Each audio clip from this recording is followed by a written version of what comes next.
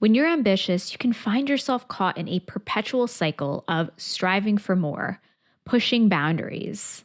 And yet, despite all accomplishments, you still have a nagging feeling of inadequacy and needing to achieve more. Why does each achievement feel like a fleeting victory rather than a lasting satisfaction? If you've ever felt the weight of your own expectations, if success is constantly a moving target, and if it never feels good enough, you're not alone. In this episode, we'll delve into the double-edged sword of ambition. The insatiable and often uplifting desire for more, along with the underlying feeling that it's never enough. What's underlying this battle, and what can you do about it to create a healthier relationship with ambition?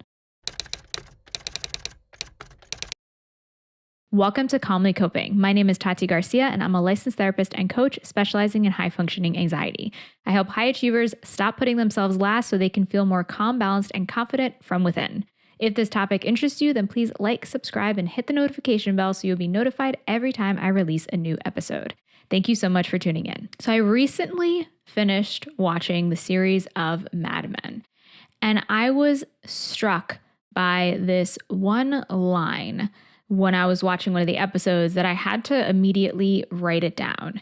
And it was by one of the characters named Trudy Campbell. So she is Peter Campbell's wife. And she was talking to him and said this: "Dissatisfaction is a symptom of ambition.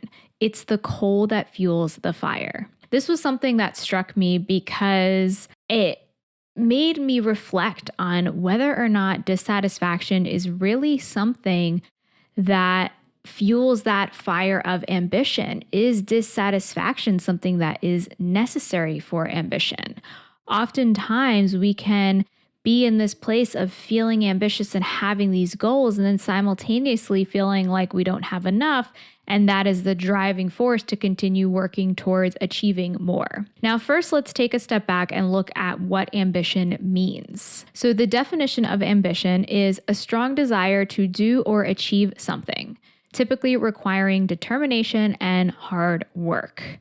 So ambition in and of itself is not a bad thing. It's not a bad thing to want to achieve things, to want to put hard work into things. That's how we accomplish things. That's how we make innovations as human beings. That's how we help other people. That is how we survive and thrive. Ambition isn't the evil thing here. It's about what drives that ambition that is the focus. So let's talk about what it looks like when ambition becomes unhealthy. So when does ambition lead to more unhappiness and lead to worsening mental health? So it could be when you are focusing on the outcome more than the process. And by this, I mean you're focusing on getting that achievement rather than the path or the journey to get there. It's that cliche to focus more on the journey than the destination. And when you are hyper-focused on the destination or the outcome or the achievement, there can oftentimes be this belief that I must achieve this thing and then I'll be happy. You know, once I get to this milestone, then I'll be happy. Then I'll be able to relax. Then I'll be able to slow down. Then I'll have more freedom. Then I'll be able to do what I want. Whatever it is that you want for yourself, this focus on the outcome can result in that kind of thinking. But what happens, as we know, if you're somebody who's ambitious, is that that moment never comes. You reach that goal and then it's the next thing. And then also, because we adapt as humans to our situation, where you are now is probably what you wanted in the past. It just feels familiar because you've adapted to these circumstances. Another way that ambition can become unhealthy is when you attach your self-worth to your achievements. So you believe that you are only as good as the things that you have accomplished. And you're looking to external achievements to define how you feel about yourself and how good you are as a person. So for example, if you only feel good about yourself when you get a promotion or when you have a certain title or when you achieve a certain status or get a degree or get a raise, you're dependent on these achievements in order to feel good about yourself. And that means that your self-worth goes up and down as a result of what you do or don't accomplish. And so if you're in a place where you haven't accomplished anything recently or you feel like you aren't doing well, that means you're going to feel bad about yourself as a person. And that's going to have a negative impact on your self-image and on the way that you feel about yourself, on your self-confidence. And you might struggle more with things like imposter syndrome, or feeling like you need to prove yourself to others, or feeling like you constantly need to achieve and accomplish more, tying back to that ambition. So another way that ambition can become unhealthy is when you're not able to celebrate or acknowledge your achievements. So you may be constantly focusing on the negative, and your thought process might be that you accomplish something, but then it's like, well, it's still not good enough, or, oh, but I still need to do this, or, oh, I'll be good enough when I achieve this, or I'll be able to rest when I achieve this. Kind of that way of thinking, but really you're maybe even minimizing or downplaying your celebrations or accomplishments. You are seeing them as not that big of a deal, or it's not that important. Or if you're also achieving something and then immediately moving on to the next thing, this can go hand in hand with having difficulty with celebrating or acknowledging your accomplishments, because you're accomplishing something or doing well on something, even if it is something minor or small, and you're just on to the next. Or even while you're still working on that thing, you're already thinking about what's the next project, what's the next milestone, what's the next thing that I have to do or that I'm working towards. And all of these things can result in negative effects to your mental health. So you may feel anxiety, depression, stress, or any of the symptoms of those struggles. So you may be in a place where you're overthinking things, or feeling badly about yourself, or really being hard on yourself, even though you have accomplished a lot, or even though you are moving towards goals and in the direction you want. That's when it can feel really confusing, when it seems as though you've gotten to the place where you thought you wanted to be, but you're still not happy. And that's really when ambition can become unhealthy, when you are continuing to work towards these milestones, but inside you're still feeling emptiness. You're still feeling like you need to be striving for more. So I want to touch on what I mentioned earlier about dissatisfaction, about that quote from Trudy. Is dissatisfaction necessary for ambition? I mean, my answer is no. If you disagree with me, I'd love to hear your thoughts. I'd love to start a conversation about this. But here's the thing. So ambition can certainly come from dissatisfaction. In many ways that ambition can have an unhealthy impact on you, it's often coming from dissatisfaction.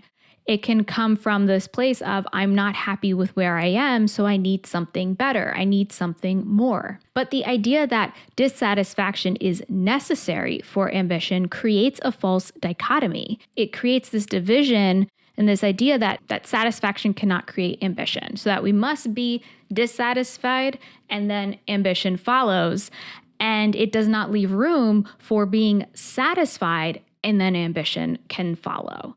And that's what I'm going to talk about more, is that we can be in a place of satisfaction and fulfillment and still be ambitious. The two can coexist. And you can feel ambitious from a place of excitement and fulfillment. Maybe feeling excited that I want to help more people. I want to spread this message. I want to create more freedom for my family. I want to have X, Y, and Z, whatever it is. And that can be coming from a place of already feeling fulfilled. So I'm satisfied and I want to keep going.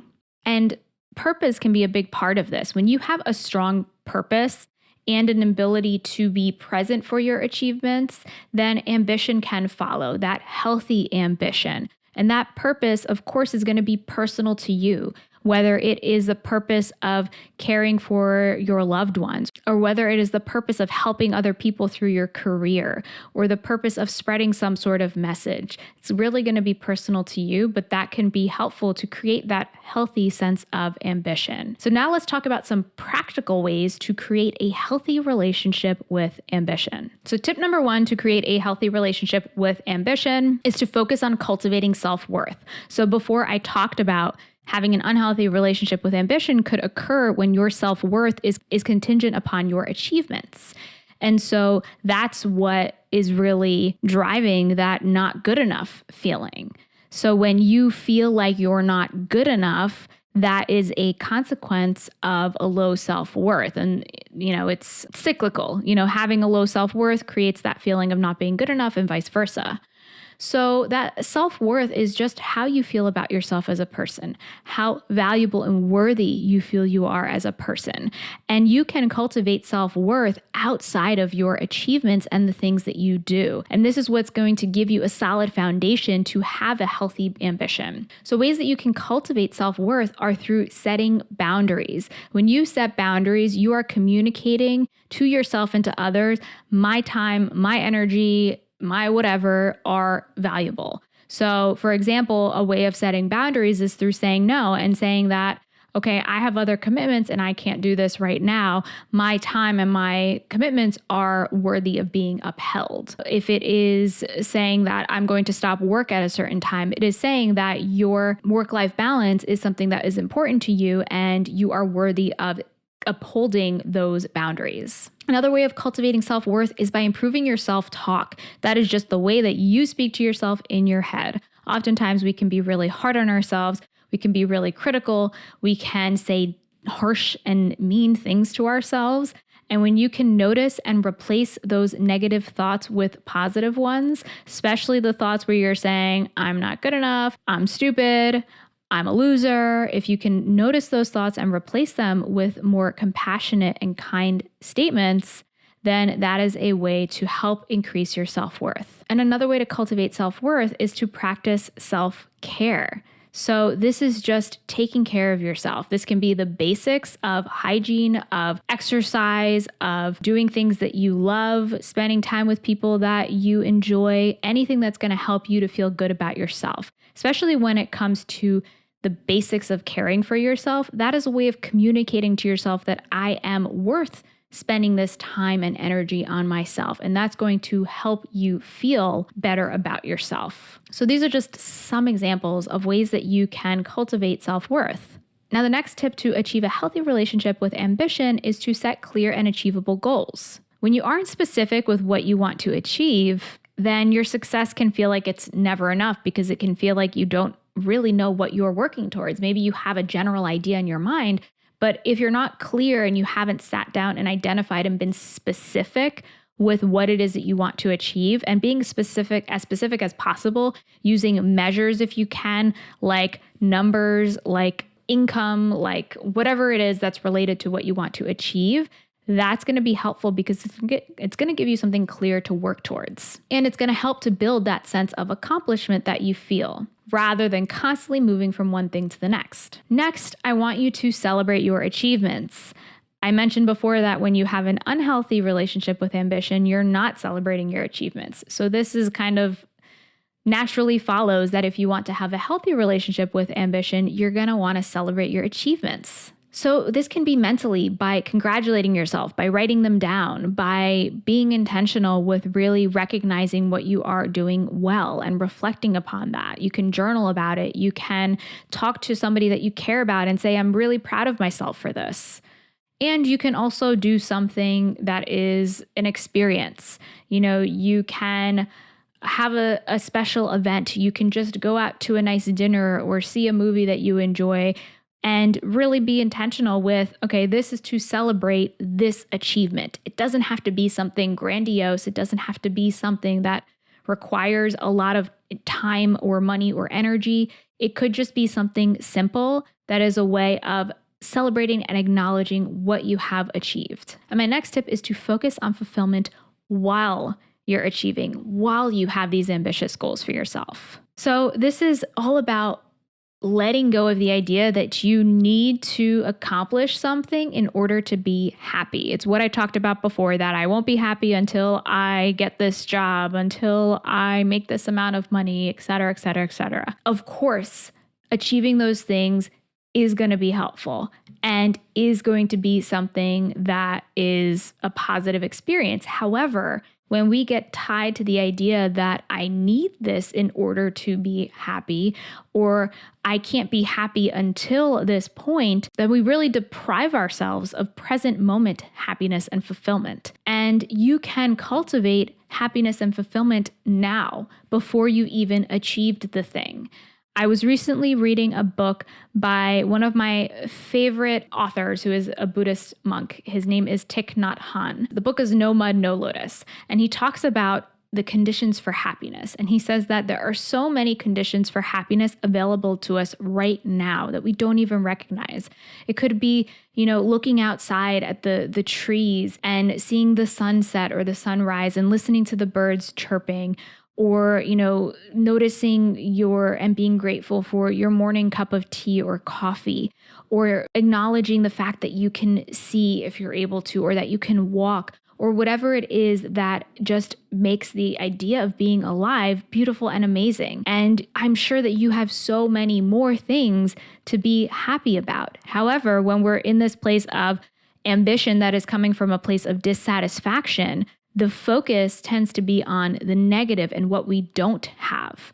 The more you can cultivate this feeling of happiness for what you already have, what you already are, then that's when you can achieve that ambition from that place of satisfaction and fulfillment. One thing that can be helpful is to identify your why and ask yourself, why are you achieving? Why are you working towards this? Why is this important to you? And that can help to connect you with that sense of inner fulfillment and purpose.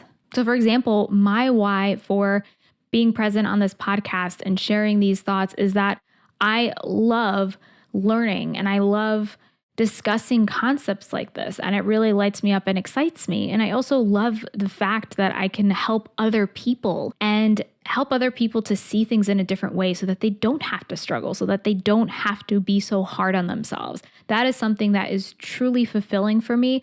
And if I get in a place where I find that I'm just moving from one thing to the next and losing connection with that purpose and with that inner fulfillment, then I make sure to really try and connect back to that and remind myself of why I'm doing this in the first place. So some final thoughts. When you can cultivate feeling good enough as something that is separate from your achievements, that's when you can have a healthy relationship with ambition. I know this is something that's possible for you. If you're looking to dive deeper, I have a free training where I talk more about my 3 phases to help you to create work-life balance and feel calmer from within as a high-achieving professional. You can learn more about this training and sign up for free by going to calmlycoping.com/workshop. And if you're interested in one-to-one support to help you increase your self-worth, cultivate work-life balance, and feel more fulfilled with your personal and professional lives, then I have openings for one-to-one coaching. You can learn more about my coaching packages and how it can support you by clicking on the Work With Me link in the description or the show notes, depending on where you are tuning in. So I'd love to hear your thoughts on this topic. If you're watching on YouTube or listening to the podcast on Spotify, let me know your thoughts on this question. What do you enjoy about being an ambitious person? And while you wait for next week's episode, I have other episodes about calming your mind, creating work-life balance, and feeling more confident from within. You can check out these episodes here. Thank you so much for tuning in today, and until next time, be calm.